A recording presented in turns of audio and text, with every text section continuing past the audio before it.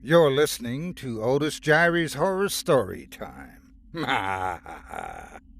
Before we get into all of today's spine-tingling tales of terror, please do me a favor and double-check to make sure that you're subscribed to this channel and that you're receiving notifications to help ensure you never miss a new release.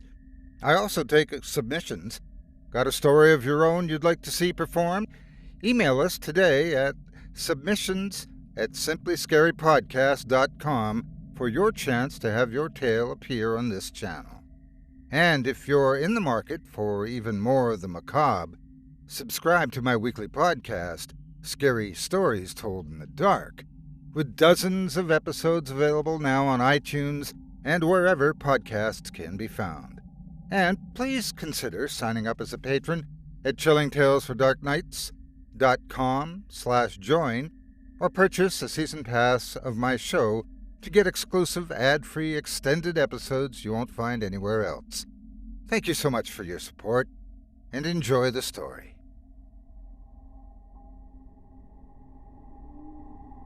I found a letter from my stalker by MinisterOfOwls, performed by Otis Jiry.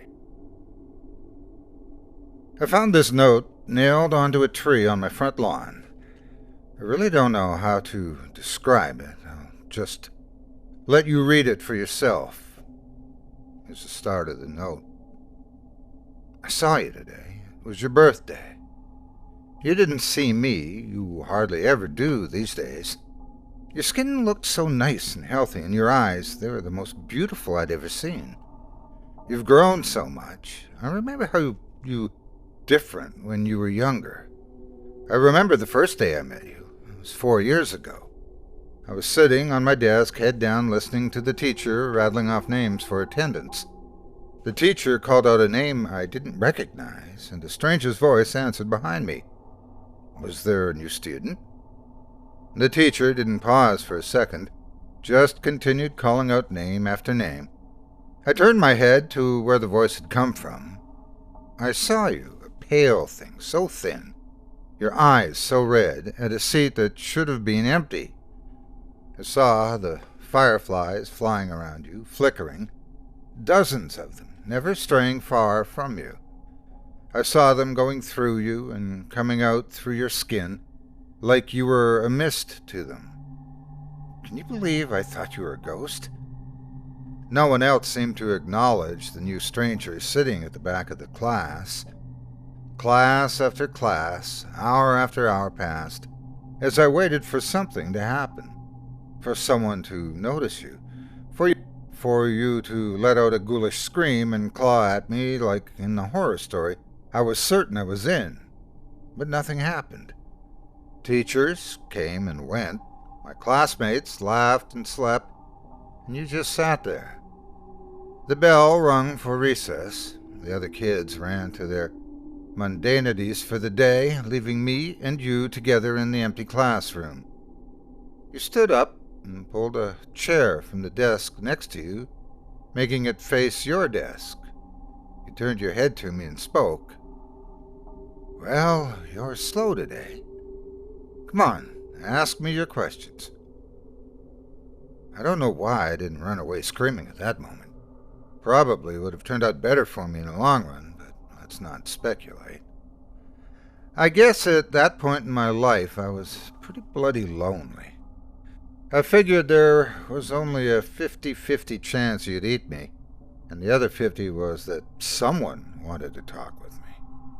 Kid priorities don't make sense to me either these days. So I went along with the flow. Sat down on the chair you pulled for me and asked my question. What were you? You told me you didn't know. You said that once you were a child, just like me, with parents and friends.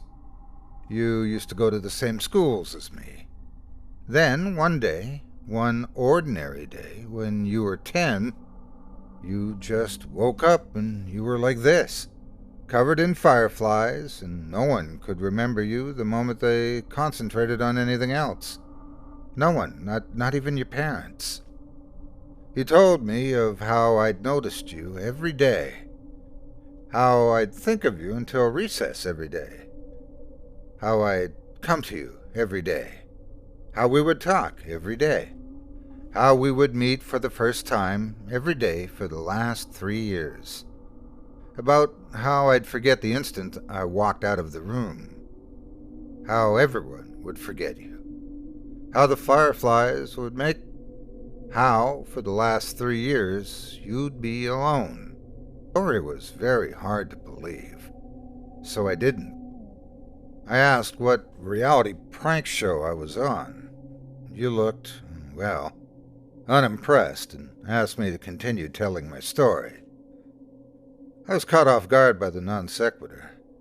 You said last time I was here, I was telling you a story, a horror story about a haunted house.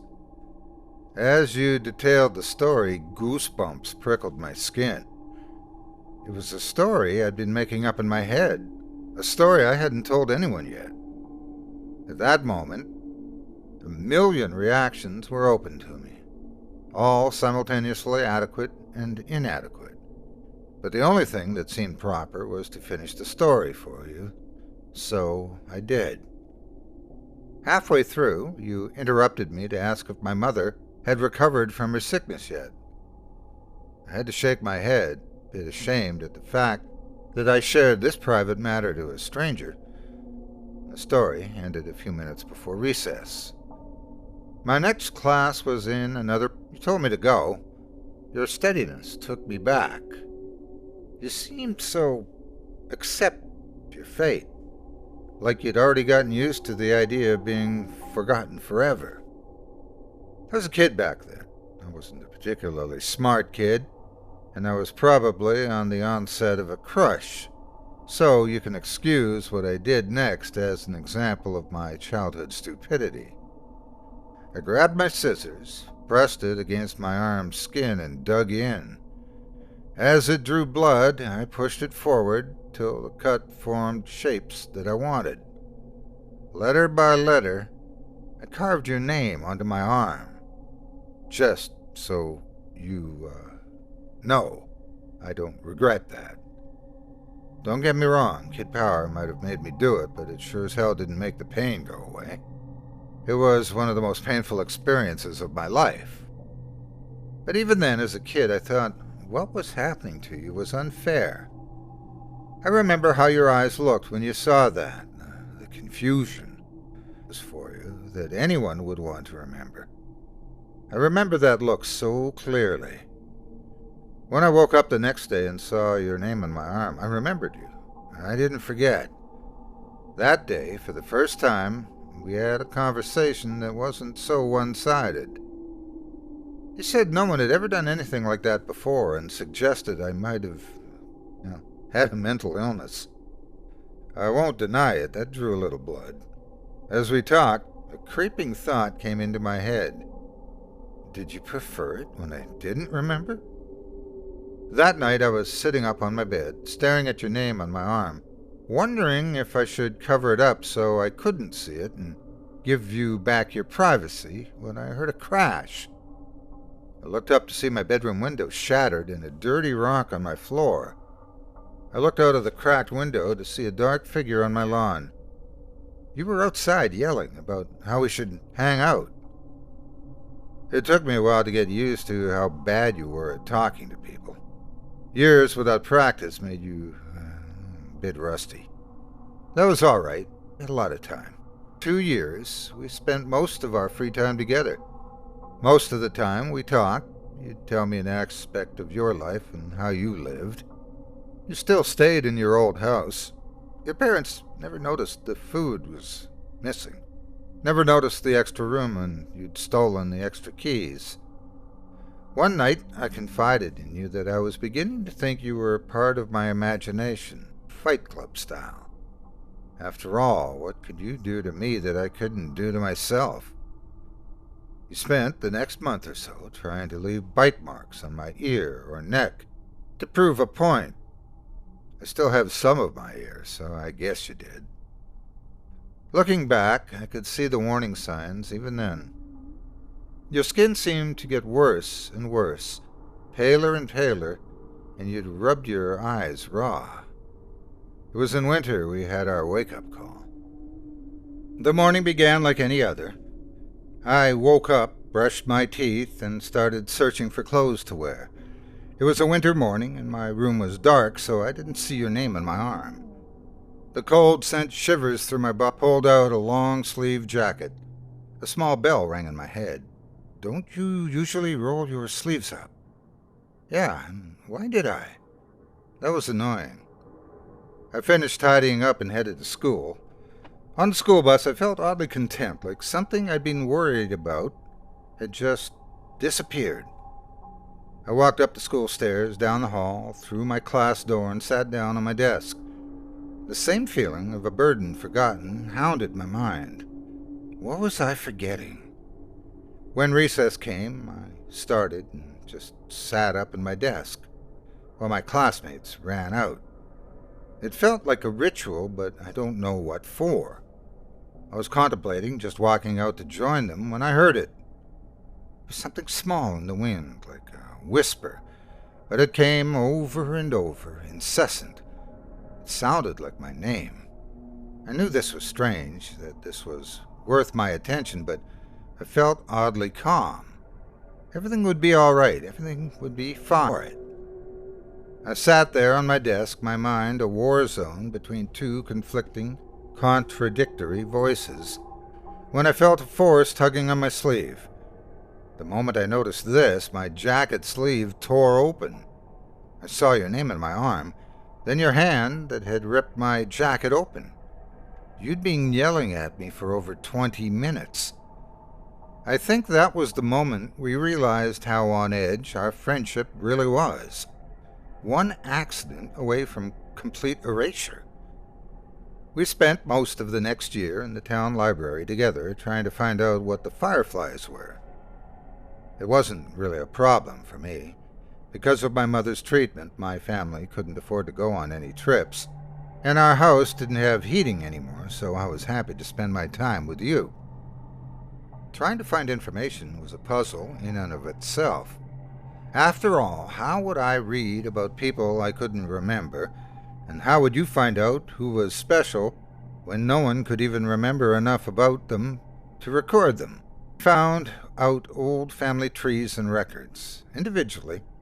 We'd write down the name of everyone in the book on 2 lists. Then we would compare. The names I didn't remember to write down, you had, would become the focus. They were the names who were under the curse of the fireflies.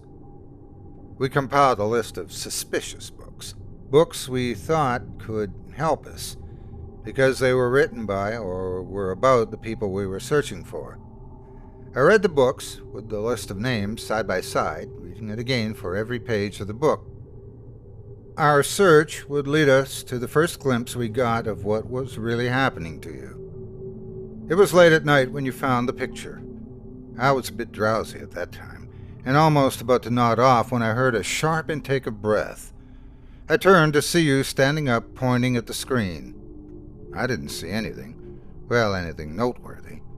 On the screen was a picture of a clearing somewhere in the woods. You held up your piece of paper where you'd marked out 2 names. Susie Appleby Reagan, 13. Terry Appleby Reagan, 12. Siblings. For a moment, I saw the paper and the screen side by side. Side by side. And then I saw them. 2 figures emerging from the woods toward the camera. They were almost humanoid, but all 5 limbs stretched to nightmarish proportions. Blank white skin, pure albino, that looked more like tree bark than anything on a mammal. A cloud of fireflies surrounding the duo. The shorter one looked emaciated. I could see the rib cages around which their eyes, oh God, their eyes, so small, so red.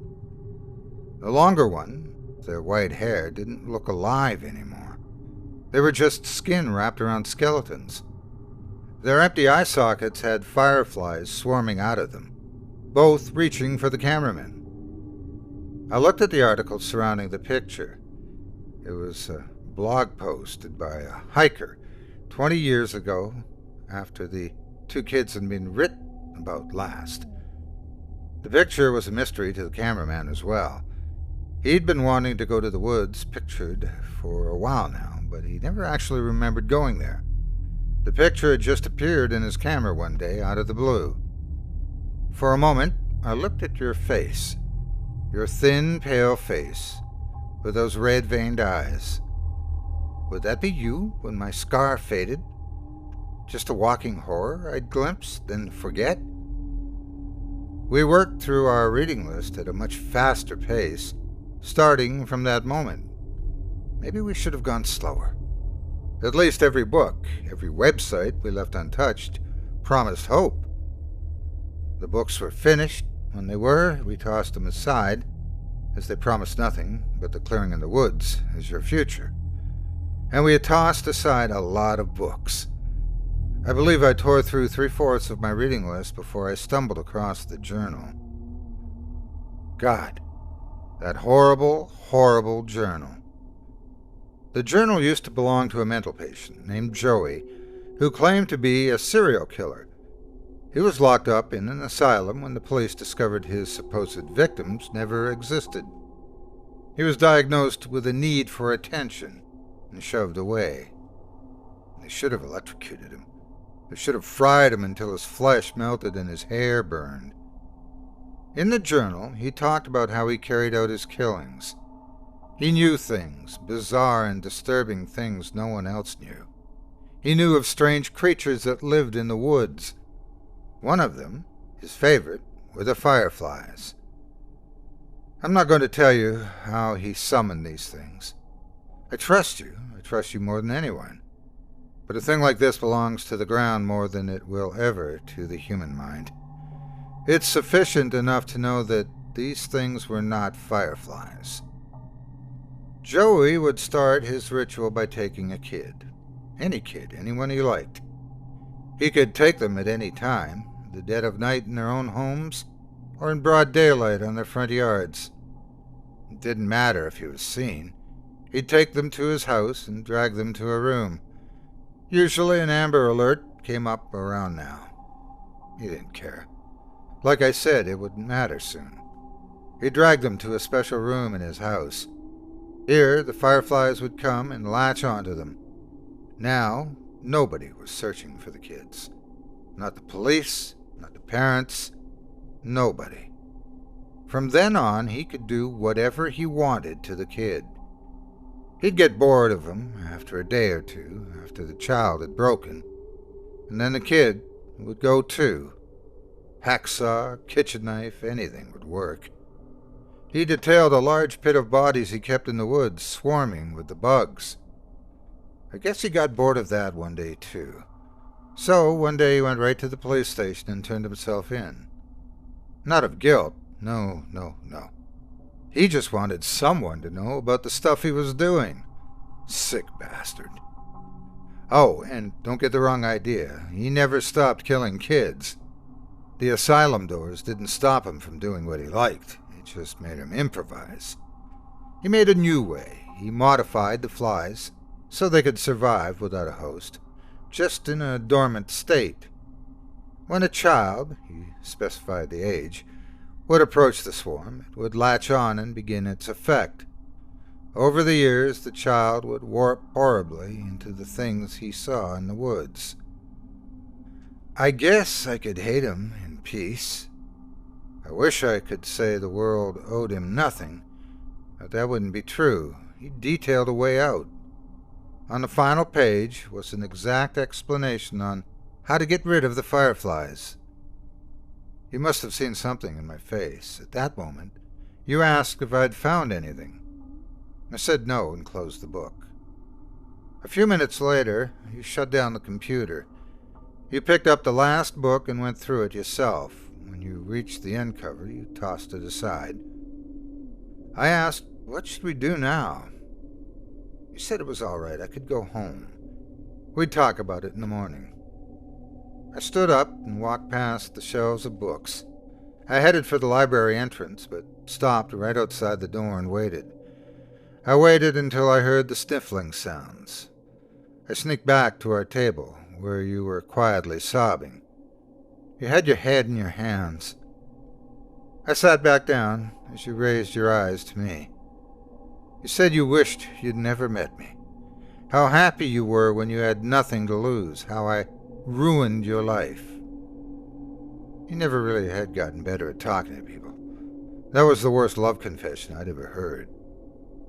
I remember how we kissed that night. I remember your hands gripping my hair. I remember that kiss. I wish it could have been just a kiss. I'm sorry I ruined that moment. When my arms were around you, I was close enough to steal a firefly without you noticing. I remember holding the fireflies in my hand. I remembered how it struggled until it didn't, until it was a part of me. The fireflies shifted. They came over to me and left you. I remember the familiar look in your eyes, the confusion. I never wanted to see that confusion in your eyes again. You deserved to be loved, and you deserved to know that. I wasn't really living anyway. You reached for me, pulled away as the last lights of recognition faded from your eyes.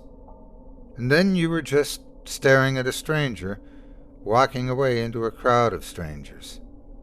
That was a year ago. You've gotten so much better since then. You have so many friends now. So many people at your birthday party. You also look so much healthier. I haven't been as fortunate. My skin's gotten a lot paler, and my eyes hurt all the time now. I couldn't go to school like you did all those years. I haven't wasted my time, though. I found Joey's pit. The bodies, oh, there were so many bodies. There's a grave for those children now. Without me, my mom could afford her surgery. She looked so happy. Just yesterday, I saw her playing with my baby brother. I saw you crying yesterday. You were with your friends, laughing. For a brief moment, your eyes met mine, and then they were so wet. I think I'm going away. For good, I think. You're not going to be happy if I stick around. I'm so happy I met you, even if you don't remember me. And that's the note's end. Sometimes I go through depressive episodes. I feel so lonely, even with my friends. I don't know what's going through my head during these times. And sometimes I'd end up in a bathtub, a knife in my hands, and my wrists bleeding. Until now, I thought I was cutting my wrists. I wasn't. The cuts, they're letters. I've been carving a name onto my arm. Thank you so much for taking time out of your day to listen to this story in its entirety. If you've enjoyed what you've heard and would like to support me and my efforts, hit the like button and do not forget to subscribe and turn on notifications today. And please share this video with everyone on your social media. With just a few clicks, you can help this channel grow and reach new listeners. You can also support me by subscribing to my podcast, Scary Stories Told in the Dark, with dozens of episodes available now. Visit simplyscarypodcast.com for more details today.